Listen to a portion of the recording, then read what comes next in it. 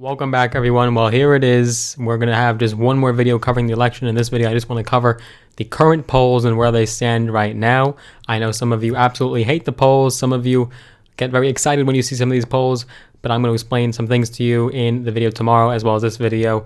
And so by the time you're watching this, it might already be election day, or you might already know who won, depending on how tight the race is. So we're going to be looking at the current polls right now and where they stand. If you are enjoying this election coverage, go ahead and give the video a big thumbs up, smash the like button. I will greatly appreciate that. This will mutually benefit every single person that watches my channel, and so we'll all be privy to what's going on. So if you just go ahead and smash the like button, it'll mutually benefit all of us. Also, if you are interested in seeing more from my channel, I do post videos now every single solitary day, no exceptions, no excuses. Never an excuse for why I can't upload a video, but I do videos covering every single day, anything from business to finance to investing, entrepreneurship, mindset, strategy, and tips and tricks. I also do stimulus package and stimulus check updates, and now lately I've been doing this election coverage as well. So a broad range on this channel. I really like to diversify it so that way everyone gets a piece of the pie and really gets a tidbit of information no matter what kind of niche they're most into. So just go ahead and click that big red button, the subscribe button, always with the notification bell as well. That way you're notified every single time I do make a new video. Let's get right into it. Let's look at the current polls and where they stand right now. Quite similar, actually. I gotta say, quite similar to where they were standing the day of and day before Election Day in 2016. If you go back, you could look at the last and final polling right before the election of 2016 between Clinton and Trump. And we have a pretty damn close picture here. It is quite close to what it looks like in 2016. But here we go. Let's take a look now at the latest polls. I like to use RCP, Real Clear Politics. It's one of my favorite sites for looking at polling. I know also there's Nate Silver, 538.com. That's also a good one. This gives you a nice snapshot of everything quite quickly and quite easily. And it also tells you which polls do tend to lean one way or another. There's an asterisk on certain polls, whether they lean Republican or Democrat, but we'll be looking at that. And before we do get into the polls, if you guys go ahead and make a prediction, let's do a quick poll of our own Logan Cohen poll. Let's say down below, what do you think? Trump or Biden, no matter who you're supporting, who do you think will actually win based on current data and polling? Let us know down below in the comments, Trump or Biden. Here we go. Let's dive right in. What do we have? Well, first up, we have a latest poll from Pennsylvania. This is good news for the Trump team that's been concerned about Pennsylvania, and that's going to be that he's now leading by 1 point in this poll, just this one poll on the top that you can see there. This is as of Monday, November 2nd. This is probably taken overnight and then throughout the afternoon and quite close, as I know this has been updating all day. And so we have Pennsylvania right there, Trump up by 1, but then if you go right down, the NBC News poll has Biden leading by 5. But again, that's quite close to what you saw in 2016. You saw Clinton, some polls having Trump 1 or 2 points ahead, and then in 2016 you had Clinton leading by a few points or even larger margins in some of these swing states or battlegrounds, and especially this blue wall area. She was supposed to decisively, conclusively win in a biblical margin these states like Wisconsin, Michigan, and Pennsylvania. She was leading in some states just the day of Election Day, day before Election Day, by double digits. And so you really have a clear snapshot here, and it really is reminiscent of 2016. It is quite similar. You might as well just replace Biden's name with Clinton, and you can basically see the same exact polls. So then you have another Pennsylvania poll. This is Trafficker Group. It does lean Republican, but if you look at their survey, and we'll do that in 1 second, so it does have Trump up by 2 points in Pennsylvania, which is crucial. If he can snag Pennsylvania and maintain the states that he won and give up potentially Wisconsin or Michigan, he could have it in the bag. He could really squeeze out 270 if he can get Pennsylvania. But let's try another one. So you can see then you go down to Monmouth, and Monmouth does tend to lean Democrat, though, in my experience, and they're giving Biden 7 points up in Pennsylvania. You go down, and then Rasmussen, which does tend to lean Trump, that's going up just now 3 points for Biden. And so you really see a narrowing here just a day before the election. It is truly tight. No one knows what's going to happen. As far as myself, the only thing I know for tomorrow is what clothes I'm going to be wearing. It really is tight, and it truly has narrowed like we really didn't even think this was going to happen. Everyone was expecting a Biden blowout. Everyone was expecting Biden to lead as he was for months now. And now it's anyone's game. It could truly go either way.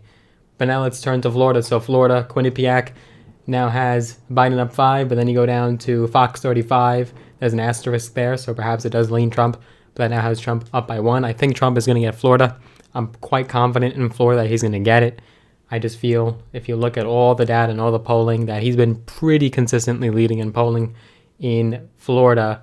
But then you go down to Reuters, and Reuters has Biden up by 4. You go down to Georgia now. We're in Georgia. Trump is up by 4 in Georgia. That's a substantial lead. It's from WSB TV or a Landmarks poll. Reuters in North Carolina has Biden up by 1.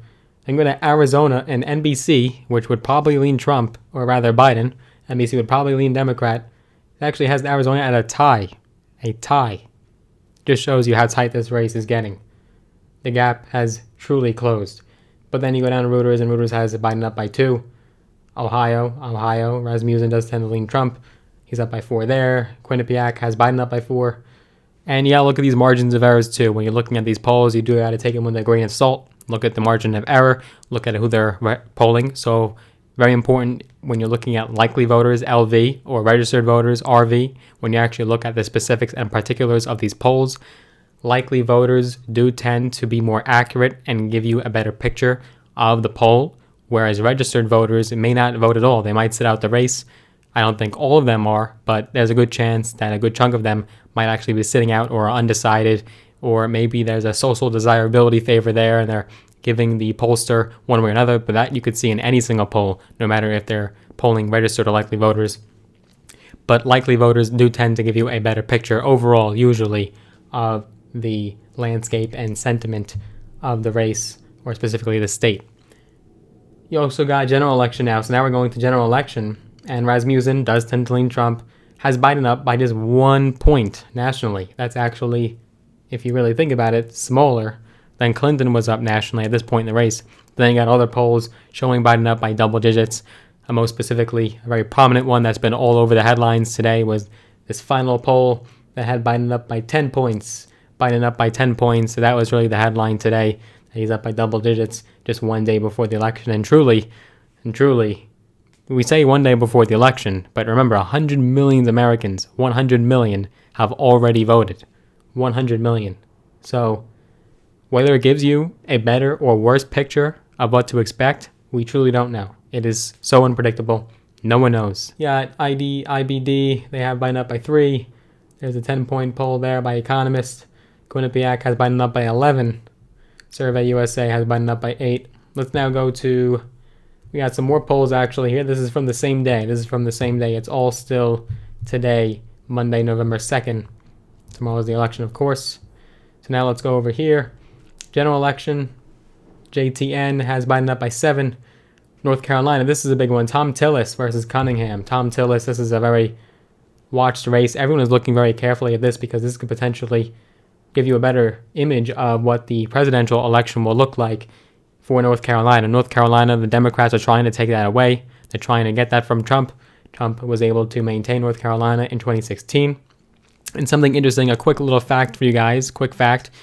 Every single state predicted the election in 2016 in their smaller races. So every Senate state, let's say, for example, a Nevada that voted for a Democrat senator, also predicted the election. So whatever they voted for in the Senate, they also voted for in the general election, or at least the Electoral College votes. So that's a quick little fact for you that every state did in fact predict the election through their Senate races or down ballot races. So quick fact for you there. Georgia, Purdue versus Ossoff. That's a big race. People are looking tight there, but Purdue is actually up by 2. Republicans should be able to hang on to Georgia, but the Senate could still very well flip to Democrat in these final hours and final stretch of the race. Georgia Senate special election. We have Warnock up by 11 there. Warnock has an 11-point lead over Loeffler. Kelly versus McSally. That's another big race. Kelly's up by 6 points there in Arizona. Then you also have another poll there having Kelly up by 9. So we'll probably beat McSally. Then you have job approval. So the presidential approval ratings do tend to also give you a pretty good picture of where the race stands when it comes to the general election.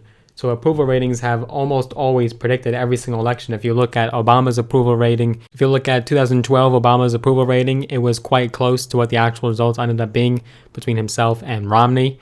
If you also look at approval ratings when it came to George Bush, that did tend to predict the race pretty well. Clinton especially. Clinton had a very high approval rating, and that led him to re-election quite easily there. So approval ratings do tend to give you a good image as well. And the fact is that Trump has never had a majority. If you just do the average of all polling, Trump has never had a majority, an actual net positive approval rating. It has always been a net disapproval rating, ever, his entire term. So that's quite important. But so here's the latest approval ratings from the president, and you do have approval at 42 there. Rasmussen does tend to lean Trump, so do take with a grain of salt. Has his approval rating at 52. I don't think that means he'll get 52% of the national vote. Just extremely impossible. He will not look anything like that. He'll be lucky if he gets 42%. He'll be lucky if he gets 42% of the national vote. The congressional vote. And congressional right now have Democrats up by 52 and Republicans 42. You have another one there from the Hill or Harris X. Democrats at 47, Republicans 42. So Democrats probably leading quite well when it comes to the congressional vote. All these down ballot races, the Democrats could very well maintain the House and take back the Senate. Direction of the country. Only 29% think that the country's on a right direction. 41% think that in the Rasmussen. Quite a difference there. According to Reuters, 30%. I don't think that's necessarily a good image, though, when it comes to predicting presidential races. That number specifically has not always been a very good number for any president, and so I wouldn't use that poll or that metric to actually predict the race. I would more so look at definitely the state polls, the swing states. That's going to give you a better image. Also, approval ratings. Approval ratings do tend to give you a good picture of the national vote, but of course only the state polls are what really matters. So that's where you stand right now. These are the polls right before the day, right before the election. Some of them coming in just in the last couple hours. Again, by the time you're watching this, the election will be underway, or you might already know who won, depending on if it's a blowout either way. But that's where we are right now at this point. If you do want to see more coverage, go ahead and make sure that you are subscribed. If you enjoyed this video, give it a big thumbs up, smash the like button. So help with that YouTube algorithm, so I do appreciate that. Be sure you are subscribed, hit that big red button, also notification bell as well. More election coverage to come. Good luck, and go out and vote. I'm not getting any sleep. I already got my rest. I'm going to be up for the next 24 hours. See you in the next video.